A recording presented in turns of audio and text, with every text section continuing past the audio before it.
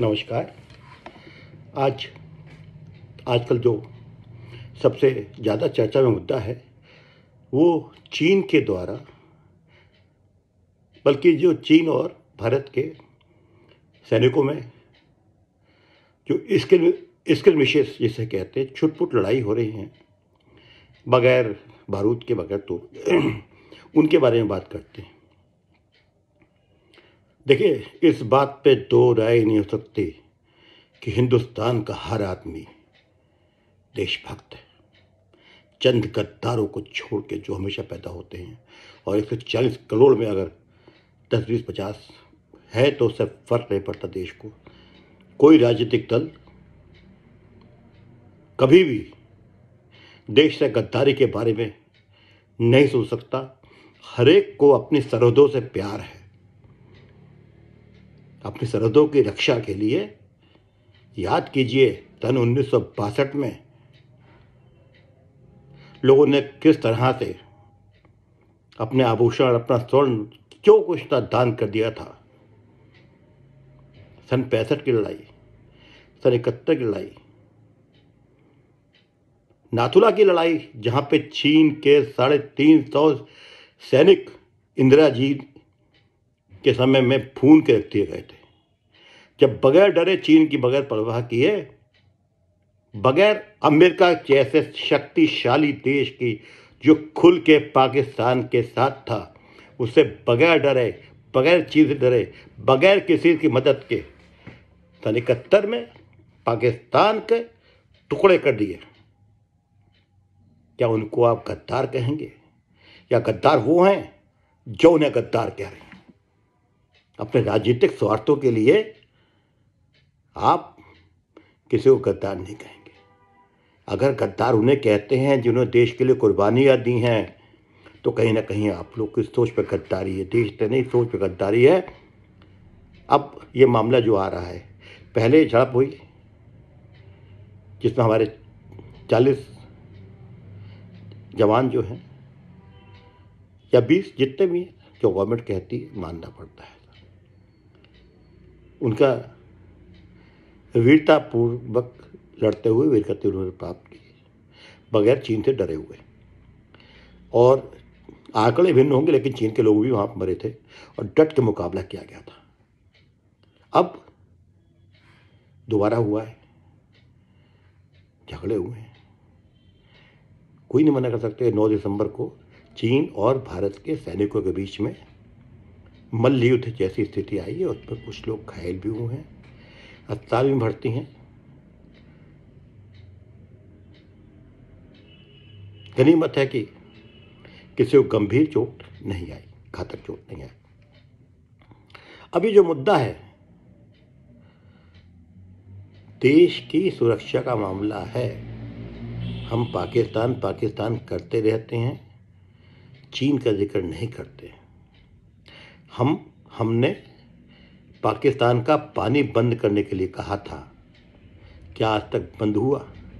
हमने पाकिस्तान से व्यापार बंद करने की बात कही थी, क्या अब तक पूरी तरह से वो काम हुआ है?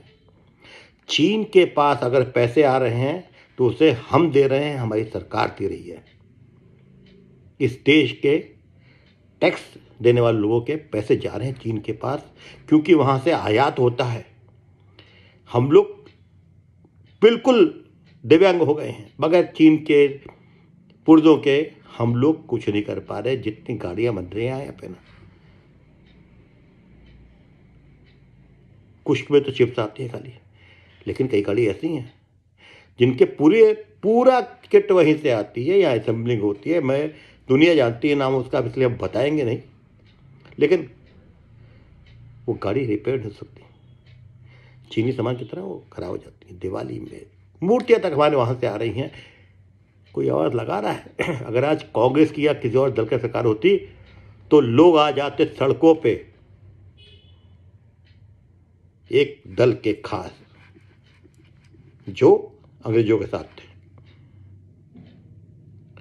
वो आके हंगामा करते, सब कुछ करते, तोड़ ताड़ सब कुछ करते, वो लोग बवाल मचा देते। आज वो लोग शांत क्यों हैं? देखिए, दो बात हो सकती है। या तो चीन वाले हमारे यहाँ आए हैं, तब झगड़े हुए हैं। मलयुद्ध तब होता है जब आमने सामने हो। ये हम चीन की तरफ गए, चाहे पहला वाला हुआ मामला हो चाहे आपका मामला हो। हमारे माननीय प्रधानमंत्री का कहना है, हम उन पर यकीन करते हैं, हम अमित शाह जी पर यकीन करते हैं कि हमारे देश के अंदर 1 इंच नहीं घुस सकते वो। और माननीय मोदी जी ने कहा भी था, पार्लियामेंट में कहा था कि हमारे देश की 1 इंच जमीन पर वो नहीं घुसे हैं। लेकिन अमेरिका कुछ और कहता है, सैटेलाइट कुछ और कहती है। वहाँ गांव बसा रखे उन लोगों ने। या तो कह दीजिए वो ज़मीन हमारी नहीं है, वहाँ पे एयरफील्ड बन रही है, सब कुछ बन रहा है। हमें यकीन है कि हमारे देश पे कदा होगा। लेकिन बात ये आती है, क्या वो लोग आए हमारी धरती पे, हम उनकी धरती में गए? क्या हम लोग एग्रेसर थे या डिफेंडेंट थे? ये मुद्दा है मेन। ये नामुमकिन है कि हमारी फौजें बगैर किसी कारण कुछ क्या गई हो। और अगर गई होती पिछली बार या अब की बार, तो चीन चिल्ला चिल्ला के कहता है कि भारत अतिक्रमण कर रहा है। चीन की तरफ से अब कोई आधिकारिक वक्तव्य नहीं आया क्षेत्र के बारे में। अगर हमारी फोर्सेज वहाँ गई होती और तब मल्लयुद्ध होता, तब चीन निश्चित तौर पे मुद्दा उठाता। लेकिन चीन नहीं उठा रहा, तो इससे कहीं ना कहीं लगता है, देखिए ये तो हो सकता नहीं कि अपने सड़क में खड़े हैं, अपने सरहद पे खड़े हैं और मल्लयुद्ध हो रहे हैं, तो नामुमकिन है। वॉर तो हो सकती है, बैटल हो सकती है, तीर कमान भाले चल सकते हैं, गोली चल सकती है, तोप चल सकती हैं, मिसाइल चल सकती हैं। लेकिन मल्लयुद्ध तभी होगा, सरिया कांटे लगी तार इन डंडों से तभी होगा, संगीनों से, जब हम आमने सामने बैठे हों, लड़ रहे हों। तो मतलब चीन ने हमारे यहाँ इनक्रेस किया है, अंदर घुसने की कोशिश की है। तो इस बात को ये नहीं कहना चाहिए कि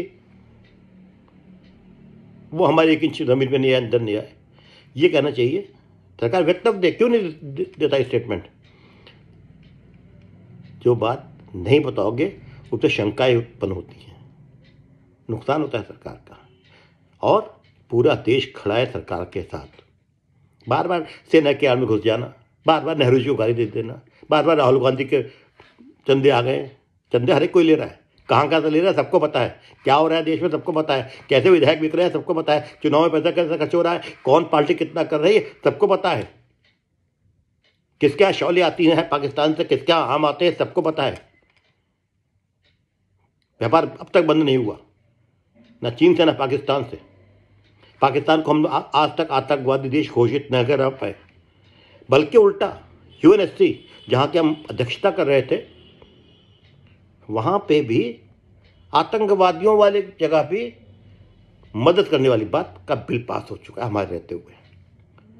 तो देश पूरा साथ है और लोहे की तरह साथ है। हो सकता है राजनीतिक नेता कमज़ोर हो सकता है कि हमारी सरकार कमज़ोर है, हमारी जनता कमज़ोर नहीं है, हमारी फौज कमज़ोर नहीं है। हमारा एक एक बच्चा देश के लिए जान देता आया है और देता रहेगा। सिकंदर भी आए, कलंदर भी आए, पता नहीं कौन कौन आए, पुर्तगाल से आए, इंग्लैंड से आए, मुगल आए, अफगानिस्तान से आए, पता नहीं कहाँ कहाँ से आए, सामना किया हम लोगों ने। 6 बार 10 बार हराया, उनको भगाया है। तो देश कमज़ोर नहीं है। और जो कहेगा किसी राजनीतिक पार्टी के बारे में, किसी के बारे में भी, कि वो पाकिस्तान के या चीन के साथ है, वो आदमी, वो पार्टी देश से गद्दारी कर रही है। इस देश के लिए सबने लहू बहाया है, और किस लोगों ने ज़्यादा बहाया है दुनिया जानती है। किनके 2 प्रधानमंत्री टुकड़े टुकड़े हो गए विचारों के। देश जानता है, दुनिया जानती है। और आज भी ये देश गांधी और नेहरू के नाम से जाना जाता है। कोई कुछ कहता रहे तो सच्चाई आनी चाहिए। पूरा देश साथ है, भारत सरकार के साथ है, संघ के साथ ना हो, भाजपा के साथ ना हो, अपने सरहदों के साथ है, अपने देश की मिट्टी के साथ है, अपनी सीमाओं के साथ है।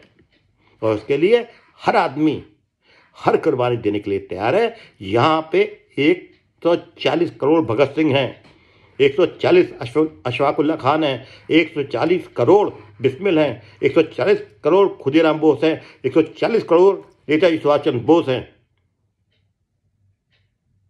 मत भूलिए 140 करोड़ चंद्रशेखर आजाद भी हैं यहाँ पे। मत भूलिए यहाँ पे 140 करोड़ लक्ष्मीबाई भी हैं। यहाँ पे 140 करोड़ राम है। यहाँ 140 करोड़ पृथ्वीराज चौहान है। यहाँ 140 करोड़ पौरस है। बिल्कुल डट के जवाब दीजिए। भारत का एक एक लाडला सपूत जान दे देगा इस देश के लिए। मत डरिए, नाम लेने से मत कतराइए चीन का। क्योंकि क्यों डर हैं आप चीन से?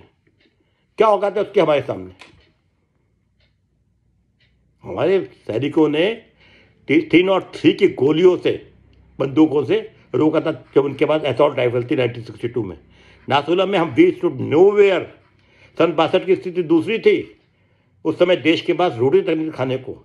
आज because of white revolution, because of green revolution किसने सरकार ने की सबको पता है। उस वजह से आज हम लोग स्थिति में आए हैं। हमारे यहाँ मोबाइल क्रांति, हमारे यहाँ एटम बम पोखरान 1975, जब दुश्मन था अमेरिका, इंग्लैंड, सब दुश्मन थे हमारे, तब किया है हम लोगों ने। बिल्कुल नहीं डरेंगे। आप डरिए मत, आप बहादुरी दिखाइए, देश आपके साथ है। आप बोलिए, नाम लीजिएगा, हम चीन को मिट्टी अमित कर देंगे। आप पाकिस्तान के लिए कहते रहते हैं बंद कीजिए व्यापार चीन से, बंद कर दीजिए व्यापार, सीमाएं बंद कर दीजिए। हम लोग भूखे रह लेंगे, नंगे रह लेंगे, बगैर कार के रह लेंगे, बगैर स्कूटर के रह लेंगे, बगैर लाइट के रह लेंगे, बगैर एलईडी के रह लेंगे, लेकिन देश की 1 इंच जमीन नहीं जाने देंगे। जय हिंद, जय भारत।